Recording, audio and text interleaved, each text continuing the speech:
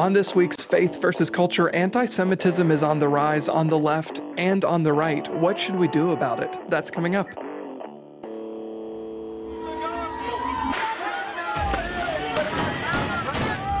have sex before you marry is a bad idea. Don't tell me there's no such thing as gun violence. That just depends on your definition of when life begins. There are problems of sin and habit that cannot be solved outside the person of our Lord Jesus Christ.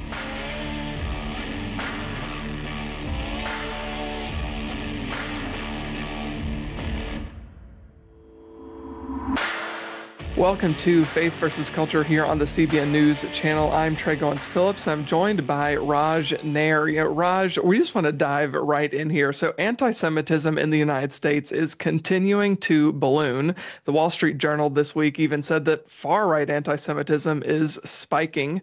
Where does the issue of anti-Semitism stand across the country right now? Oh, that's a heartbreaking question, because I always thought, as a student of the Holocaust, I've been to Israel 30 times. I naively thought, oh, well, it'll never come here. And if it comes here, it's those crazy people at Columbia and Harvard that have lost their minds that, are chanting ridiculous things. But it'll never come to like the mainstream, I even hate to use this word, but conservative Christian spheres. But it has. And I think what's studying this at length, what I realize is it's not racism. It's not just, oh, the Jewish people, I'm not a fan. I mean, some people would say that, or it's, they do this, they do that. In my opinion, as someone who's basically dedicated their life to this for the past, decade or so, it's a spiritual thing. There's a demonic force in this world that hates the Jewish people. And I think it's because of scripture. I first got into the Israel space because of, Israel is the one place in the Middle East that, women have equal rights and Christians are protected and blah, blah, blah. But then as I fell in love with the Old Testament, I'm like, wow, I've totally misunderstood the greater plan that God has for the people of Israel. And so to see it exploding on the right with, I don't want to name names, but it's important. Well, I guess I'm going to, but it's important to talk about it. I mean, Candace Owens and Tucker Carlson and Joe Rogan, these people that have a lot of other great things to say, have platformed and or said some just abhorrent, obvious lies. I mean, literally, Joseph Goebbels, if you know who that is, he was kind of the propaganda minister of the Nazis of the Third Reich. I mean, verbatim saying some of these things, and I'm just like, I have a hard time believing that we're here again. And I know we're going to get into this, but I have a Holocaust survivor friend who recently passed away who said, look, guys, the Holocaust didn't start with gas chambers. It didn't start with Zyklon B, Majdanek, and Treblinka, and Auschwitz. It started with words. It started with the othering of the Jewish people. Then it moved to boycotts. And surprise, surprise, we're there. And so to see it on the left and the right, I guess it shouldn't be shocking because this has been happening for 4,000 years, but it is sad. How much of this can we chalk up to just the social media sphere that exists now, right? One popular host has this person, so then not even thinking about it, somebody else as well, because they had them. I'm also a huge influencer, so I need to talk to this person about this thing. How much of it is just mindlessly spiraling into bringing these kinds of people and terrible thought leaders into the conversation? And how much of it is that spiritual blindness that you're talking about? I think everybody wants a scapegoat, right? I think everyone wants to blame someone for the world's problems. And if 9/11 and JFK and, the German collapse in World War I, and if the river turning red, and I mean, the Roman Empire, there's mice, and I mean, it's all, the Jewish people, it's their fault. So I think sometimes it scratches a natural itch to want to have a scapegoat, which ironically, scapegoat is a Jewish practice from the temple days. And so I think you combine that with, and if you don't know the news industry well, you are doing your job, the more people you can get to watch your content and stay on your content. It's kind of sick and twisted. And so the more outlandish, the more ridiculous, the more that you get riled up, you're doing a good job if you get people to watch your stuff. And that's honestly one of the main reasons I love working at CBN is that's not our motto. That's not our goal. We just tell the news and we bring a Christian perspective to it, and the rest happens. But a lot of these faces, they see, oh, this person had this crazy person on. I'm going to platform that person because it'll get me clicks. And the thing is if you don't know the back end of a lot of these things like YouTube, clicks equal money.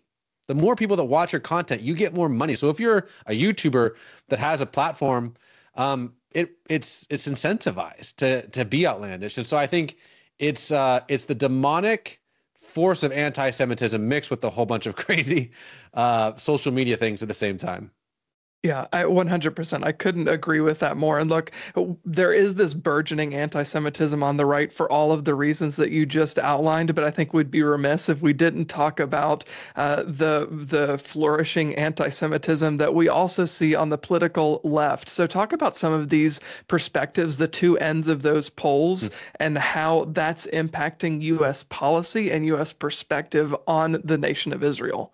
Yeah, so I want to make sure that I say everything very carefully because anything can be taken out of context. When it comes to the large portion of progressive left-wing hatred of Israel, which is bled into the Jewish people, it's based on this weird faux colonial idea of what the state of Israel is, which is just void of all historic background. I mean, people say I'm not anti-Israel, or sorry, I'm not anti-Jewish, I'm just anti-Zionist, which to me is like saying I'm not anti-Dutch, I just don't like people from Holland living in the Netherlands. It's like, what? Like the Zionism is the longing of the Jewish people to be in their homeland that they've been for 4,000 years. I mean, I don't know if you can make an argument that any people is more attached to one plot of land, one city, than the Jewish people are to Jerusalem and to Zion and to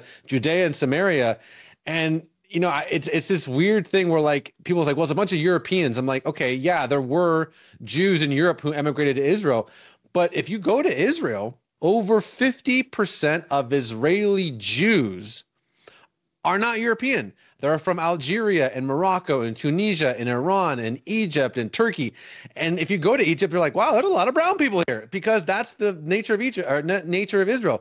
Ethiopian Jews. I mean, it's a kaleidoscope. And I think a lot of the left-wing anti-Israel, not that there aren't valid points to be had for sure, but a lot of it is based on this like super progressive, woke, anti-colonial, anti-establishment, and because Israel is kind of winning right now, and they're they're seen as cozy with the United States. It's this like weird, like you're on my team, so you must be against this team, and it's like, okay, like I'll give you a perfect example. The idea of queers for Palestine is just the perfect example. Queers for Palestine. Listen, I have a lot of Palestinian friends. A lot of my Palestinian friends can't come on this channel because they're scared for their lives. I'm not kidding. Friends who like, I would love to talk, but my family lives there or whatever. So it's not anti-Palestinian to point out the fact that in some of these places like Gaza, if you were openly gay, it would not go well with you. And yet the largest, pride parade in the Middle East is in Tel Aviv. And so it's just this like weird, like, what's the word? Association. Well, it's like, okay, well, if you're against this group, I'm against this group. And so Israel has been labeled this thing, which is just fundamentally not accurate. And so I could go on for a long time about the reality of the situation. But I think, again, it stems back from a demonic idea. The left, their view of Israel, to me, is a demonic thing. Like you can't separate, in my opinion, the obsession with Israel when literally next door in Syria, maybe, estimates of 1 million people have died since the beginning of the Arab Spring.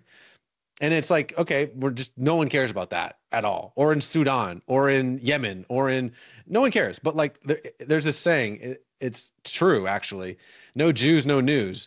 And unfortunately, I think a lot of people fall for it. Yeah. Look, I think so much of this is important to talk about, even though it can be hard to hear, right? When you're learning that there are issues even within your own perspective, whether it comes to conservatism or progressivism. I think this is a topic that is certainly critical, especially as Christians, that we talk about and that we get right. Listen, everybody, stick with us. We're going to fit in a quick break. We'll be right back with more Faith versus Culture.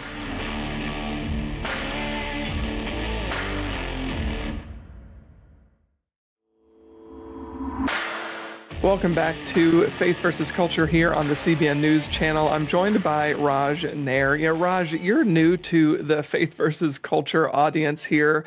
You are a host at CBN News, and you cover predominantly things related to Israel. So talk a little bit about your passion for Israel. You said in the previous segment you've been to the state of Israel dozens of times, and this is something that you have spent a great deal of time studying. So just give us a little bit of your background and interest in this subject. Yeah, I've always done broadcast, but I started in like sports. Like I was an Ohio State football beat reporter, a USC football beat reporter. I worked in Hollywood. I've hosted a kids show for the Blaze. Like I've done a bunch of random stuff. But long story short, in 2011, I was part of this event called Restoring Courage. If you guys, if you're watching, you know what that is, with Glenn Beck back in 2011, and it rocked my world. I was in Israel for like I think a month and a half. And I got to go to all the gnarly places, and it just connected all the dots. And then I think the gateway to really falling in love with what God's up to is falling in love with all 66 books of the Bible, right? So one of the things that breaks my heart in the Middle East, you'll see a lot of things where it's just the New Testament. Like we're a New Testament church, and it's just the New Testament. I'm like, I don't know why, but that sets off alarm bells in my mind where it's like, yeah, I get that, but like, what did Jesus? We're trying to be like Jesus, right? What did he preach from? Well, when he was tempted by the devil, Leviticus and Deuteronomy, and then he was preaching Isaiah. It's like, guys, like to me, when you fall in love with the Old Testament, because I don't think God's changed. I think it's the same yesterday, today, and forever. And I think if we want to love Yeshua, we should love what he loved, and he loved the scriptures. And so when I started really unpacking, Ezekiel, Jeremiah, Zechariah, Deuteronomy, the Psalms. It's like this thing was just exploding in my face. And I've always loved apologetics, being able to give a defense for the faith that you profess scientifically, archaeologically. But my favorite apologetic maybe not my, my experience with Yeshua is number one, but right after that, it's just seeing these promises that God made to Abraham, Isaac, and Jacob, seeing the promises that God made to Israel, these ridiculous, absurd, totally impossible, never could happen promises. And yet I can board a plane and in 14 hours from California be in the fruition of said promise. And you're just like, he did it. Why are we not freaking out about this? Like, he did the most ridiculous, impossible thing in the history of the world. Why is no one freaking out about this? There is a miracle, a certification, a trophy on your Google Maps, on your atlas, and it's called Israel. And that certification says the God of Abraham, Isaac, and Jacob keeps his promises against all odds, against all probabilities. When every single civilization in the history of the world, almost, the Babylonians, the Egyptians, the Romans, the Assyrians, the Nazis, have tried to eradicate them, yet all of those civilizations are pages in a history book, and yet the Jewish people are back in the same land, worshiping the same God, in the same city, on the same hill, speaking the same language, using the same currency. It's just like, it shows shouts of a faithful God that it gets me fired up, as you can tell. Yeah, no, I think that's awesome. And I think it's proof positive of God's providence, of his ability and willingness and desire, his heart to make promises and then to keep his promises. And I think we've seen that come to fruition with Israel. And look, we're almost a year and a half removed from the October 7th attack, is one of the deadliest attacks ever against the people of Israel, against Jewish people. And you've talked to so many thought leaders on this subject. You've talked to people in Israel, people who are influencing Israeli policy, even Iranians who are former Muslims, and their perspective on all of this. So what are the people of Israel saying? How are they feeling? Like I said, almost a year and a half removed from that attack. Are they encouraged? Are they still feeling confident about their place in the world? I think a lot of Israelis, to a lot of people's surprise, there's a large section of Israelis that are very left-leaning, very progressive, you want to call it that, very similar mindset to a lot of atheistic worldviews, a lot of left, kind of anti, what you would call occupation, blah, blah, blah. I think October 7th, how do I say this, sobered a lot of people up where it's like, wow, like maybe maybe rhetoric, maybe being nice, maybe trying really hard to build bridges, maybe that isn't what the other side wants. And that's been a really hard pill to swallow. Like the things that Hamas did were barbaric. They were medieval. They were Aztec people on top of temples, carving up human beings. It was to say demonic would be an understatement. And what Hamas is all about, it says it in their opening charter of the opening line of their opening charter. I mean, it says it right there. Israel will exist and will continue to exist until Islam will obliterate it. That's what it says. Now, don't get me wrong. There is a lot of innocent Palestinians that get caught in the crossfire, but I think there is a sadness where it's like, wow, this is darker than we could have possibly imagined. And so, but when you say like, what do Israelis think? That's like saying, what do Americans think? Very, very varied opinions. Yeah, for sure. I know that it's impossibly complex, just like it's impossibly complex our politics here at home in the United States. So I 100% get that, but I want to ask you too, and this is kind of a big question, but it's just a hot topic going on in Israel right now. Prime Minister Benjamin Netanyahu, there's been a lot of infighting politically, and perhaps some of it is just because of the fact that there are so many progressives there in the state of Israel, but he's pushing to remove his intel chief. I know that has caused a lot of frustration, not just in Israel, but around the globe. So give us a little bit of a summary, if you can, of the infighting that's going on there right now. Well, I think people talk about Israel being this like democracy in the Middle East. It's like some of my Israeli friends are like, maybe we democracy too much, because they had like 4 or 5 elections in like 4 or 5 years. I mean, they're just always voting and making new coalitions, and people that are like pretty conservative, not liking Netanyahu because Netanyahu's against the courts, but the courts, are a check against it. It's just politics as usual. Like in the United States, when Trump and Doge, it's kind of similar to that, where people are mad about U.S. aid and letting go of this person in the cabinet. It has a very similar vibe, and I think what it's just a little bit unusual is that in the Middle East for a lot of past decades, it's been these dictators or like fundamentalist groups like HTS that's now in charge of Syria, and so it's kind of this like kind of jarring thing when there's like this democratic infighting. But like I said, I think this kind of goes back to the point of just how varied, how it is not a problem to criticize Israel. You want to meet people that criticize Israel, talk to Israelis. A lot of people don't like Netanyahu. A lot of people love him. A lot of people aren't thrilled what he did with the judicial stuff. A lot of people aren't happy about the Shin Bet firing. It's just it's very, very similar to what I think a lot of people feel about Trump, where it's like he does all these things.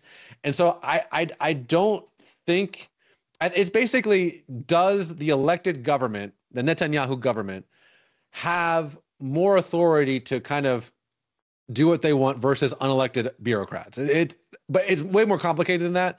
But I think that's the easiest way to understand it in American terms. Yeah, I mean, I think the reality is politics is messy, right? And as Christians, we know we're all sinners and all of us fall way short. So it's always going to be a mess dealing with any kind of situation that involves people, which is all of the situations. So everybody stick with us. We're going to fit in a quick break. We'll be right back with more Faith versus Culture.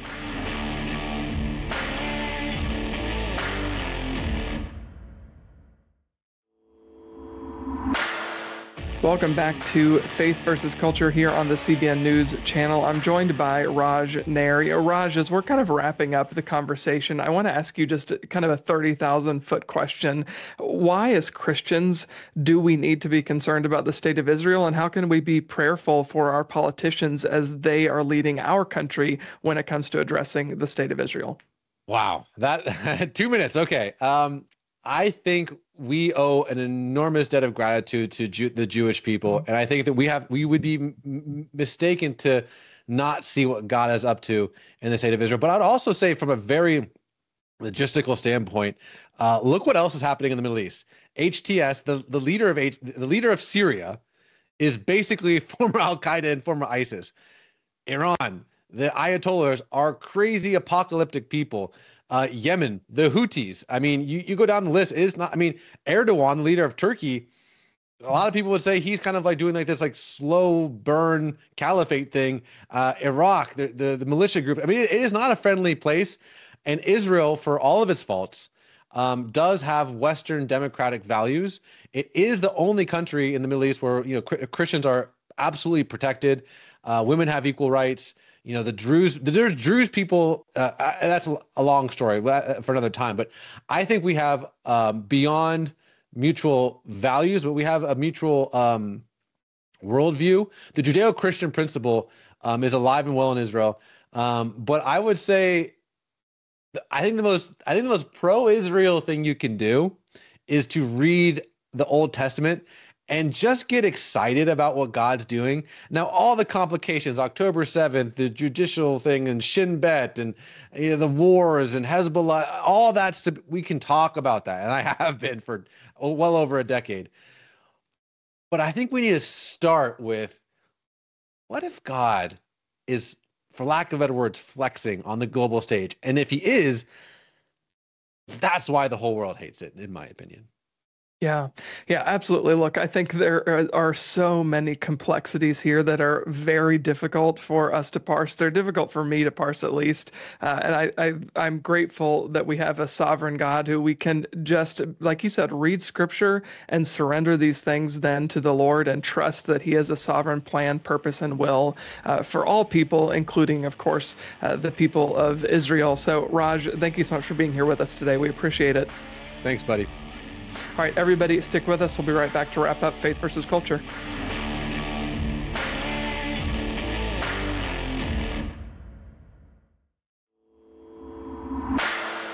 That is all the time we have for this week's episode of Faith versus Culture here on the CBN News Channel. Thank you so much for joining us for that conversation about the state of Israel. It's all important stuff. If you want more news from a Christian perspective, including news about Israel, go to cbnnews.com. Never miss any stories. And also check out our Quick Start podcast. It goes out every weekday morning where we break down the news from a Christian perspective.